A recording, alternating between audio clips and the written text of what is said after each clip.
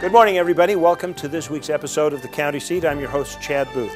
We have a very interesting show lined up for you today. A little later, we're going to be talking about the disconnect between the state government and their health departments and the local health departments and how that's creating financial stress for the counties. But first, we're going to continue our series on the jobs of local government. Malia Bascom is going to talk to you about the most powerful person in the county. Surprisingly, it's not the person who passes the laws. Here's Malia. Hi, I'm Malia Bascom with the county seat.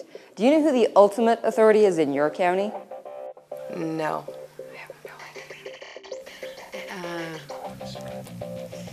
What's his name? Well, I'll give you a hint. He's the king of the county, and he's also the star. Or at least he wears one. Believe it or not, when it comes to authority, you can't get much higher than the sheriff. And now, you get the joke about him wearing a star. In King County, the lead law enforcement agency is the sheriff's office. And as the sheriff, I am the lead law enforcement officer. In the state of Utah, you have statewide authority. So if I'm up in Salt Lake even, and I see an individual that I know we have a warrant for, I can make that arrest. And I can arrest that individual and bring him back here to our jurisdiction.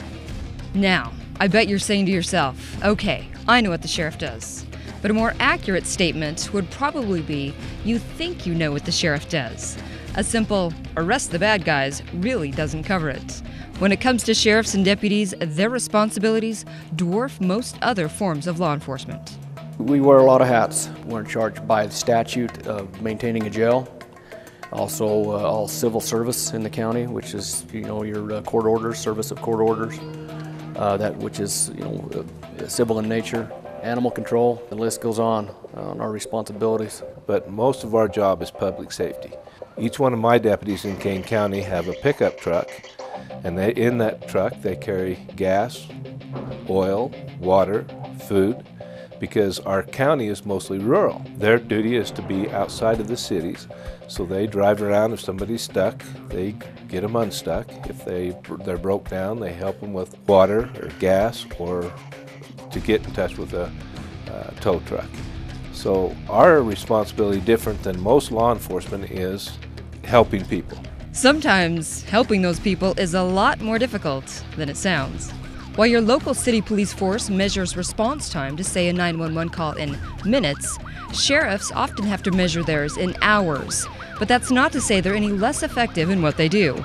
It's just that the distances involved are exponentially greater. Iron County is 3,300 square miles, and we're not the biggest county in the state by any means, but we have a vast area to cover. Sometimes we get calls out into the northwestern part of our county, and that's an hour and a half drive out into there to respond to a call. That creates a challenge, for sure. We are always busy. It's not just handling the things right here in town. We have everything that's outside of town. And with such a large area to cover and the authority to make arrests even outside of their counties, sheriffs often find themselves working with other law enforcement agencies.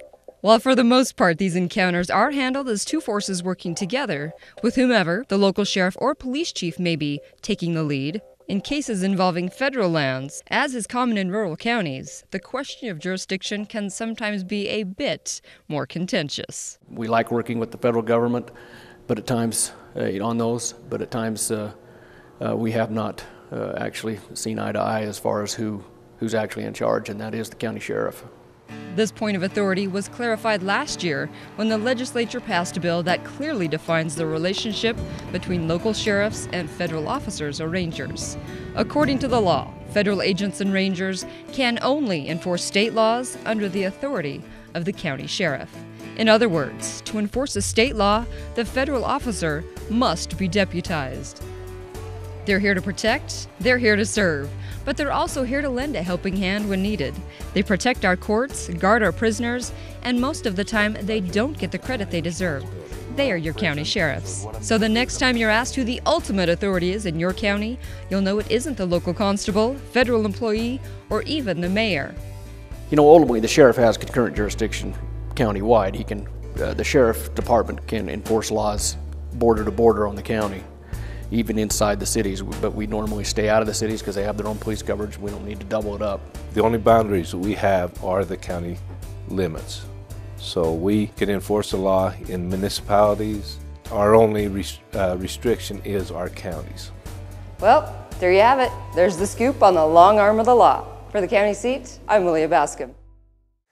Thanks, Malia. Now, Malia tells me that that long arm of the law is pretty long in some of Utah's counties. As a matter of fact, Tooele County has 7,200 square miles, where the state of Connecticut, the entire state, only has 5,500 square miles. Quite a difference for the county sheriff. Well, stay with us. When we come back, we'll be taking a look at the relationship between the State Department of Health, the local health departments, and the funding from the Utah legislature. Susan Wood will be along with that story in just 2 minutes.